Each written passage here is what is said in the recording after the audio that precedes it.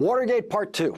That is where America is tonight. We now have a detailed indictment of the people who broke into Democratic Party headquarters during the 2016 presidential campaign. The last time that happened was 1972, when burglars were caught breaking into the Democratic National Committee's offices in the Watergate office building in Washington, D.C. The people who broke into the Democratic Party's offices in 1972 were acting to help the Republican candidate for president, and the people who broke into the Democratic Party's offices in 2016 were acting to help the Republican candidate for president. No one caught the thieves in the act during the 2016 campaign because they broke into the office without ever setting foot in the Democratic Party's office. 12 Russian military officers pulled off the theft this time, and today, 3 days before the president is scheduled to meet one-on-one with Vladimir Putin, Deputy Attorney General Rod Rosenstein made a historic announcement of an indictment returned by a federal grand jury in Washington, D.C. this morning and signed by Special Prosecutor Robert Mueller. Today, a grand jury in the District of Columbia returned an indictment presented by the Special Counsel's Office. The indictment charges 12 Russian military officers by name for conspiring to interfere with the 2016 presidential election. 11 of the defendants are charged with conspiring to hack into computers, steal documents, and release those documents with the intent to interfere in the election. One of those defendants and a 12th Russian military officer are charged with conspiring to infiltrate computers of organizations involved in administering elections, including state boards of election, secretaries of state, and companies that supply software used to administer elections. According to the allegations in the indictment, the defendants worked for 2 units of the main intelligence directorate of the Russian General Staff, known as the GRU. The units engaged in active cyber operations to interfere in the 2016 presidential election. There was one unit that engaged in active cyber operations by stealing information, and a different unit that was responsible for disseminating the stolen information. The indictment goes into technical detail of exactly what each Russian military officer did in this international criminal conspiracy and how each made their stolen material public.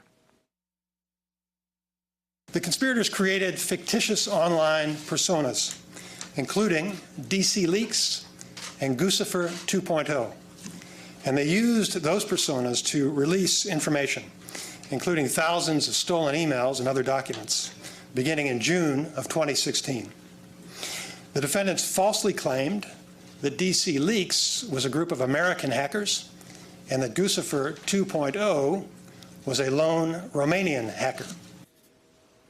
The indictment shows how the Russians also used WikiLeaks, run by Julian Assange, to disseminate stolen material so that it would get more media attention that was harmful to Hillary Clinton's campaign and helpful to Donald Trump's campaign.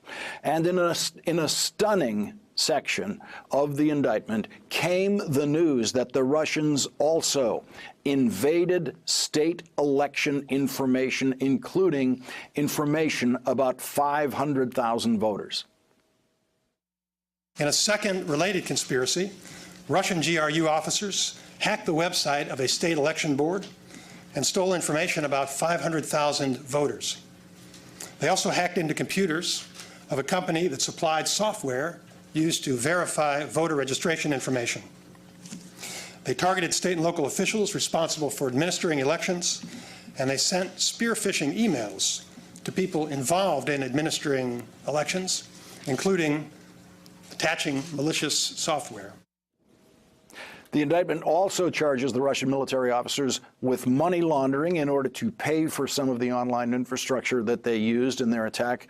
And now that the Special Prosecutor's Office has completed the investigation that led to this indictment, the Deputy Attorney General announced today that the prosecution of the case would be moved to the Justice Department's National Security Division, and in that part of Rod Rosenstein's announcement today, he made a little noticed comment that should completely change the agenda of President Trump's meeting with President Putin. Assistant Attorney General John Demers is here with me today because we intend to transition responsibility for this indictment to the Justice Department's National Security Division while we await the apprehension of the defendants. While we await the apprehension of the defendants, the FBI does not have the power of arrest in Moscow, but President Trump's Justice Department has just indicted 12 Russians for the most serious crimes against the United States that any Russians have ever committed, tampering with the presidential election in an effort to elect Donald Trump. President Trump's agenda in his meeting with President Putin should begin and end with a demand for the immediate extradition to the United States of the 12 Russians indicted today by American citizens sitting in judgment of those 12 Russians in a grand jury in Washington, D.C. The American people have spoken today as represented in the action of that grand jury of American citizens. The president spoke today about what he might say to Vladimir Putin about his interference in our election. The president said this before today's indictment was made public. I know you'll ask, will we be talking about meddling? And I will absolutely bring that up. No, Mr. President, your job is not to bring it up. You have a new job now as the head of the executive branch, the branch that enforces our laws. The president's job now is to demand that the 12 Russians indicted today be surrendered to the United States for trial. That is what any real president of the United States would do. Joining us now, Jill Wine-Banks, former assistant Watergate special prosecutor, David Corn, Washington Bureau chief for Mother Jones and co-author of the best-selling book Russian Roulette, and Joyce Vance, the former federal prosecutor. She's a professor at the University of Alabama School of Law, and they are all MSNBC contributors. And Jill Wine-Banks, here we are now. This really is Watergate Part 2. It really is, and you've laid out a very good case. I would say that one of the differences is that this, in a way, answers a question that I've always had about what were they thinking about breaking into the DNC during Watergate? What did they hope to get? Well, now we've seen what they might have been able to get if they had been successful, because this was a successful break-in. They got very damaging documents that they weaponized and used to hurt Hillary Clinton and to help elect Donald Trump. That might have happened. One difference, of course, is that the people who broke in worked for the White House and the Committee to Re-elect the President. Some were Cuban exiles who had worked in the Bay of Pigs invasion on behalf of the U.S. We have now been invaded by a foreign adversary. This is very serious, and I agree with you completely that the first and last thing that should be discussed in the meeting with Putin, if it isn't canceled, but if it goes forward, he must fly home with the 12 indicted Russians.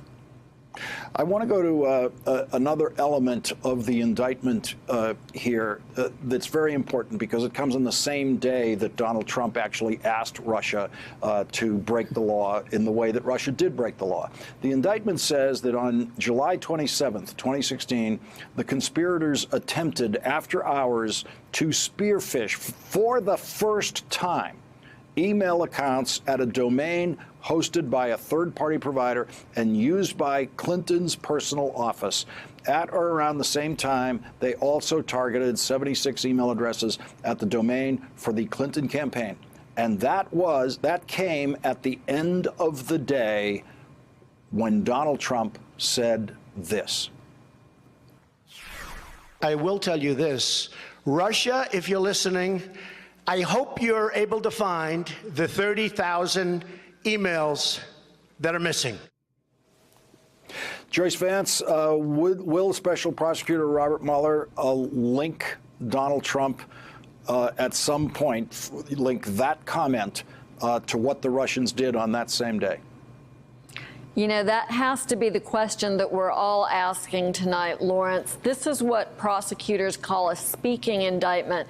It tells a narrative story instead of just reciting the elements of the statute. And so Mueller had a lot of discretion about the language that he chose to include in this indictment.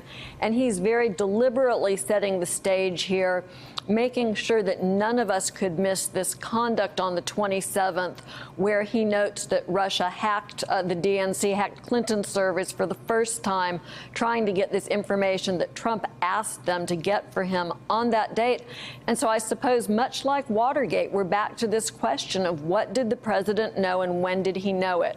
Was it just a random, lucky chance guess of a question that he asked Russia to do this? Or had someone told him that there was a realistic possibility? You know, law enforcement folks say that there's no such thing as coincidence in law enforcement, so I would guess Mueller will have more to say on this point. And David Corn, of course, no sane person would openly invite Russians to commit a crime, but then we have been discussing exactly what the sanity level of Donald Trump is for the last couple of years. I think the indictment today is not just an indictment of the Russians, but an indictment of Donald Trump and his whole crew. This shows something that we all kind of know. But David, let me stop you there. One of the White House reaction to this in their press release was nothing other than none of us had anything to do with it. Special prosecutor says that none of us had anything to do with it. The White House press release on it said nothing about the outrage of what the Russians were actually accused of doing, right, and brought no objection to it whatsoever. But David, the White House says this indictment gives us a completely clean bill. Well, of course it doesn't, because it shows there was an attack being mounted. It's not meddling. It's an attack on the United States political system throughout the summer of 2016. While this attack was going on, even when there was evidence that it had happened, the Trump campaign again and again denied it was happening. This is akin to aiding and abetting. Even if you're not in on the caper, you're helping them get away with it. Then we have this information today that Trump made a request and the Russians seemingly, allegedly responded to it. And then even like in the end of the campaign, the last 2 months, Trump, after being briefed that this attack was underway by the U.S. intelligence in August of 2016, still publicly keeps saying again and again, we don't know if it's the Russians. It could be this 400-pound guy. And so this indictment today shows, without question, what we knew already, this attack happened, and yet the Trump campaign tried to collude with Russia while the attack was underway, tried to form contacts with Russia while it was underway, and denied it was happening. This is aiding and abetting, and it's a little bit more important than a lot of the distractions and diversions that the House Republicans have thrown at us, and it's bad enough. You don't even need further collusion to say that Trump basically made common cause with a foreign adversary as it attacked the United States. What worse can you say about a president of the United States? Jill, talk about the difference between what you would need for a criminal indictment and a criminal conviction in court, and what you might put in a bill of impeachment, as particularly in relation to what we just saw the president do. Candidate Trump standing up there inviting the Russians to commit crime against our democracy, crime that they are now charged with. Donald Trump publicly invited them to commit that crime. Is that the kind of behavior that could find its way into a bill of impeachment? It certainly could be grounds for impeachment. Basically, impeachment is any crime, high crime or misdemeanor or treason. And working with a foreign agent or a foreign government could certainly be any of those things. So it could be for impeachment. But I think it is also clear evidence of a crime. I mean, David is completely correct in saying that this is aiding and abetting the obstruction of our elections. That is a crime, and we should be looking at it. But I would say that the Republicans in Congress who have wasted our time yesterday in an absurd hearing attacking an FBI agent, instead of looking at how they can prevent further interference in our elections. We have clear proof beyond a reasonable doubt that our elections were hacked, that state election systems were violated, and that it is going to happen again in a few months. November is just months away, and Congress has to harden our election systems. The states have to get active in this. We need to protect the sanctity of the importance of our elections, and people need to know that their vote will count as they cast it. And we need to know that the social media won't be used to change votes, thinking that it's from Americans instead of from Russians. So it's all aiding and abetting, and we must get busy on this. Joyce Vance, I want to get your reaction to the timing of this. Rod Rosenstein said that the indictment was actually returned this morning by a federal grand jury in Washington, D.C. Did Rosenstein have any discretion as to when he would make this public? Could he have delayed this announcement until Tuesday after the president has met with Vladimir Putin? Well, he did. The return needed to be made once the grand jury voted. But of course, there's timing involved. But look, Lawrence, I've worked with Rod Rosenstein for a number of years. He's a straight arrow. My guess would be that he left discretion up to Mueller's team about when this case was ready to indict and simply reported it out at that time. He is not someone who believes that prosecutors get to play loose and fast. He doesn't believe in political strategies. And I think he reaffirmed that today, noting that people who are leaking information usually aren't folks involved in the Justice Department, and that his strategy is to try his cases in the courtroom at the appropriate time. And Joyce, just one more thing. Rod Rosenstein said that he told the president about this beforehand. The last time he could have spoken to him in person would have been Monday. So based on everything you heard him say about the way he notified the president, do you believe he might have been able to do that on Monday, anticipate what a grand jury would do on Friday? I think so. You know, people love to say that prosecutors can indict a ham sandwich, and I think that that oversimplifies. But in this case, the government knew that it had more than sufficient evidence for a grand jury to return a true bill. And I would expect that Mr. Rosenstein would have briefed the president whenever they met in person. It wouldn't have even had to have been just this Monday. It could have been at stages along the way as this case progressed. Thanks for checking out our YouTube channel. Subscribe by clicking on the button below for more from The Last Word and the rest of MSNBC.